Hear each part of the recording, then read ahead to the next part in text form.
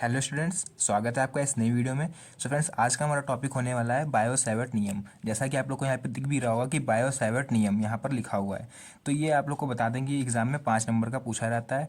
ठीक है। और बायो सैवर्ट नियम क्या है कि आप लोग को जितने भी नियम हैं क्लास 12 फिजिक्स में, तो वो सभी इंपॉर्टेंट होते हैं। तो उन्हीं आज इंपॉर्टेंट नियमों में से एक हमारे पास आ चुका है बायो सैवर्ट नियम, जिसको इंग्लिश में हम लोग बायो सैवर्ट का बायो सैवर्ट्स लॉ बोलते हैं। ठीक है। तो थोड़ा इसके इतिहास पे चर्चा कर लेते हैं हम लोग कि क्या था ये बायो सैवर्ट नियम, कैसे ये बना। तो देखिए यहाँ पर ऊपर लिखा हुआ है सबसे पहले कि सन 1820 ईस्वी में, ठीक है, मतलब 1820 ईस्वी में बायो तथा सैवर्ट नामक वैज्ञानिक ने, तो दो वैज्ञानिक थे, बायो और सैवर्ट। ठीक है। तो मतलब इन दो वैज्ञानिकों ने मिलकर एक ऐसा नियम बनाया सन 1820 में, जिसको हम लोग मिला के बोलते हैं बायो सैवर्ट नियम।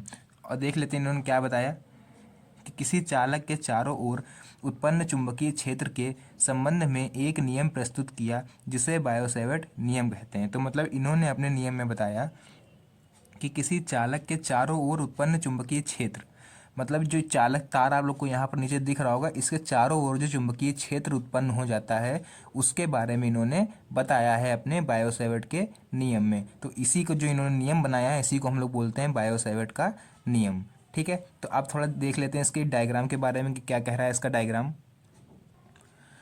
तो देखिए स्टूडेंट्स, क्या है कि एक तार यहाँ पर रखा हुआ है, जिसको हम लोग बोलते हैं हिंदी में अगर बोलें तो ये मेरा रखा हुआ है धारावाही चालक।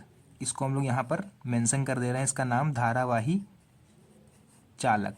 ठीक, धारावाही चालक तार या फिर खंड, आप कुछ भी बोल सकते हो, इसको धारावाही चालक लिखा हुआ है। तो क्या है कि यहाँ से एक तार पूरा इन्होंने लिया। ठीक, कोई तार मान लीजिए है ये, इसके आधा टुकड़ा इन्होंने लिया, बीच का छोटा सा एक टुकड़ा इन्होंने ले लिया। जैसे कि यहाँ पर एक लाइन खींची गई है। क्या हुआ यहाँ पर कि यहाँ से एक पॉइंट, थोड़ी दूरी पर एक पॉइंट है जिसका नाम है P। तो यहाँ से इस चालक खंड से यहाँ की दूरी को हमने मान लिया R। ठीक है, यहाँ से यहाँ तक की दूरी हो गई R। यहाँ पर देखिए ये जो लिया है यहाँ से और ये जो लाइन जा रही है, इसके बीच में एक एंगल क्रिएट हो रहा है, ये इसको हम लोग बोल देंगे थीटा। ठीक है। अब क्या है कि ये जो छोटा सा हमने एक पार्ट लिया है, केवल छोटा सा पार्ट, इसको हम लोग नाम दे रहे हैं डेल्टा एल। डेल्टा एल क्यों? डेल्टा मतलब होता है किसी बड़े पार्ट में से छोटे पार्ट को काट लेना। पूरे तार को हम क्या बोलेंगे? एल। तो छोटा सा पार्ट जो होगा इसको हम लोग बोल देंगे डेल्टा एल। ठीक है। और यहाँ से एक करंट फ्लो हो रही है, जिसको हम लोग बोल रहे हैं यहाँ पर आई। आप लोग को पता होगा धारा हम लोग करंट को आई से रिप्रेजेंट करते हैं। ठीक है। तो फिलहाल इतना इसका बेसिक कॉन्सेप्ट है कि क्या है कि डेल्टा एल, ये बीच का खंड इतना, ठीक, यहाँ से यहाँ तक की दूरी पी के बीच की दूरी कितनी है? आर। एक एंगल क्रिएट हो रहा है जिसको हम लोग थीटा बोल रहे हैं, और यहाँ पे जो फ्लो हो रही है उसको बोल रहे हैं हम लोग यहाँ पर वैद्युत धारा। ठीक है। अब देख लेते हैं इसका थोड़ा कॉन्सेप्ट क्या है नीचे। तो यहाँ पर आप लोग को दिख रहा होगा फ्रेंड्स कि यहाँ पर लिखा हुआ है सबसे पहले कि चुंबकीय क्षेत्र डेल्टा बी। डेल्टा बी मतलब अगर हम बात करें तो बी मतलब चुंबकीय क्षेत्र और डेल्टा मतलब छोटा सा पार्ट। छोटा सा पार्ट क्यों यहाँ पर ले रहे हैं? क्योंकि यहाँ पर हम क्या ले रहे हैं? Delta L. तो चुंबकीय क्षेत्र मतलब डेल्टा बी निम्न किन बातों पर निर्भर करता है, वो यहाँ पर नीचे बताया गया है। तो किस किस चीज़ पर डिपेंड कर रहा है? देखिए, सबसे पहला जो हमारा डिपेंड कर रहा है डेल्टा बी, वो हमारा डिपेंड कर रहा है कि यह चालक में प्रवाहित धारा के समानुपाती होता है। तो समानुपाती शब्द ये जो लिखा हुआ है, इसका मतलब आप लोग को बता दें कि इस तरह से ये बीच में इसका सिंबल होता है, ऐसे ये बनाया गया है उल्टा करके। ठीक है। तो ये इसका सिंबल होता है, और इस समानुपाती का मतलब ये होता है कि जैसे ये आई मतलब करंट, करंट अगर बढ़ेगी तो मेरा चुंबकीय क्षेत्र भी बढ़ेगा, ये अगर घटेगी तो चुंबकीय क्षेत्र भी मेरा घटेगा। इसको बोलते हैं हम लोग समानुपाती। समानुपाती का एक और नाम होता है जिसको हम लोग बोलते हैं अनुक्रमानुपाती। ठीक है। ठीक है। तो हमने लिख दिया यहाँ पर कि यह चालक में प्रवाहित धारा के समानुपाती होता है। तो डेल्टा बी समानुपाती किसके? करंट के, मतलब प्रवाहित धारा मतलब आई। ठीक है। अब देखिए इसके बाद दूसरा स्टेप है मेरा कि यह चालक की लंबाई के समानुपाती होता है। तो चालक की लंबाई हमने क्या मान रखी है यहाँ पर? देखिए डेल्टा एल। तो हमारा जो डेल्टा बी होगा वो हमारा किसके इक्वल हो जाएगा? किसके समानुपाती हो जाएगा? डेल्टा एल के। ठीक है। ये दो स्टेप आप लोग क्लियर हुए। देखते हैं अपना तीसरा स्टेप क्या है हमारा। तो तीसरा स्टेप देखिए यहाँ पर बच्चों क्या है मेरा कि यह चालक तथा बिंदु P के बीच। तो हमारा यहाँ पर चालक क्या है? ये चालक है मेरा, यहाँ से यहाँ तक ये पूरा ही चालक है। ठीक है। लेकिन फिलहाल हम बात इस खंड की कर रहे हैं, तो केवल हम इसको डेल्टा एल की बात कर रहे हैं। ठीक है। तो चालक मेरा क्या है यहाँ पर? डेल्टा एल तथा बिंदु P के बीच की, सॉरी, यहाँ चालक तथा बिंदु P के बीच बने कोण, मतलब ये चालक और ये बिंदु P के बीच देख रहे हैं यहाँ से, ये इतनी बात कर रहे हैं यहाँ से, जो एंगल बनना है बीच में, बना कोण, कोण मतलब कोण की ज्या के समानुपाती होता है। अच्छा, अगर आप लोग को साइन थीटा कॉस थीटा आप लोगों ने नाम सुन रखे हो तो इसको थोड़ा हिंदी में हम लोग डिफाइन करते हैं, क्योंकि अभी कभी आप लोगों ने साइन को और कॉस को हिंदी में नहीं सुना होगा। तो साइन थीटा को हम लोग साइन थीटा को हम लोग हिंदी में बोलते हैं ज्या, ठीक, ज्या। और कॉस थीटा को हम लोग प्योर शुद्ध हिंदी में बोलते हैं कोज्या। तो फिलहाल यहाँ पर क्या कह रहा है, ज्या। तो हमारा यहाँ पर जो एंगल होगा वो किसके साथ आ रहेगा, साइन के साथ। तो मतलब इसको हम लिखेंगे साइन थीटा। तो यहाँ पर कह रहा है देखिए कि यह चालकता बिंदु पी के बीच लगने वाले ज्या के समानुपाती होता है। मतलब डेल्टा बी जो होगा वो किसके समानुपाती हो जाएगा, मेरा साइन थीटा के। ठीक है, यहाँ तक क्लियर हो आप लोग का। ठीक है, अब देखिए आगे बढ़ते हैं चौथे पॉइंट पर।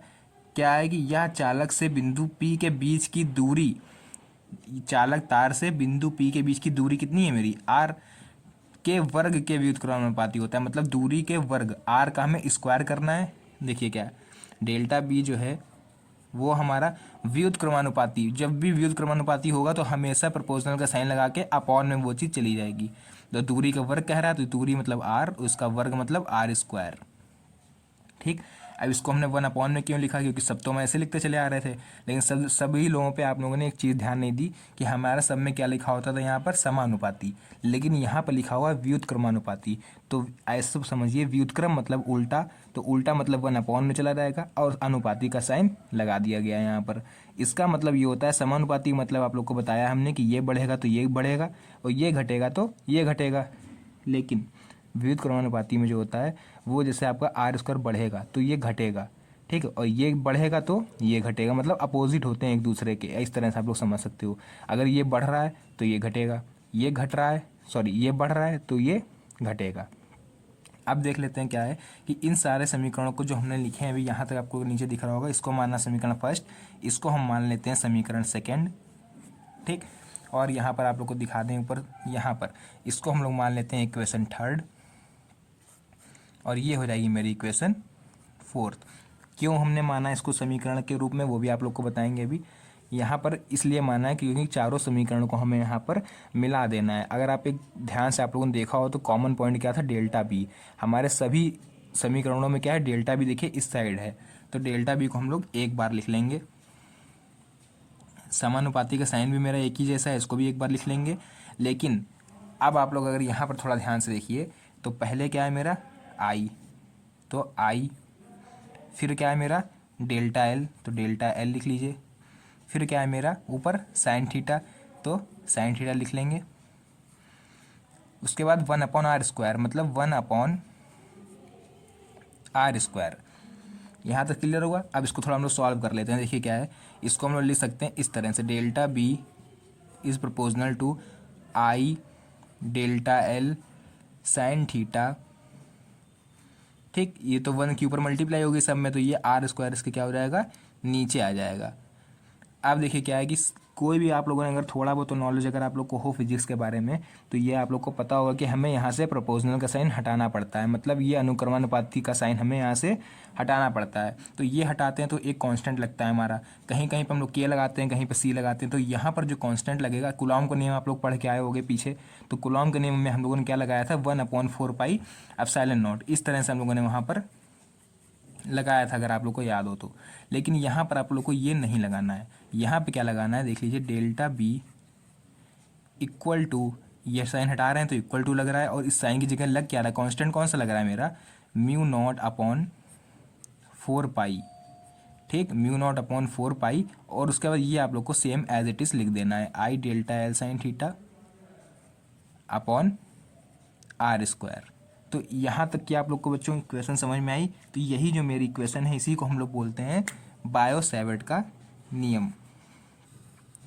इसको हम लोग बॉक्स में कर लेंगे। लेकिन अभी भी ये वीडियो, सॉरी एक सेकेंड, अभी भी ये मेरा सवाल ख़त्म नहीं हुआ है।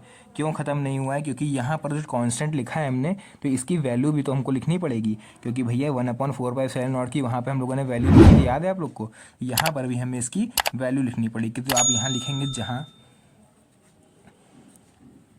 μ0/4 पाई इक्वल टू, इसकी वैल्यू जो हो जाएगी 10⁻⁻7 न्यूटन एम्पियर स्क्वायर।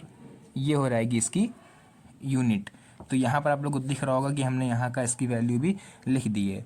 तो अगर आप लोग को ये नियम समझ में आ गया होगा, उम्मीद करते हैं अच्छी तरह से, क्योंकि मैंने समझाया अपनी तरफ से पूरा, आप लोग को भी समझ में आ गया हो। समझ में आ गया हो तो एक लाइक करके जाइएगा, ताकि मुझे ही पता चले कि आप लोग को समझ में आया है। और हाँ, अगर आप लोग नए हो तो यार प्लीज़ चैनल को सब्सक्राइब करके जाइए। और इस तरह से जितने भी आप लोग के इंपॉर्टेंट टॉपिक हैं वो स्टेप बाय स्टेप, मतलब डे बाई डे आप लोग को मिलते रहेंगे। तो इसीलिए आप लोग अभी आज ही चैनल से जुड़ जाइए। मिलते हैं नई और इंटरेस्टिंग वीडियो में। ये धन्यवाद।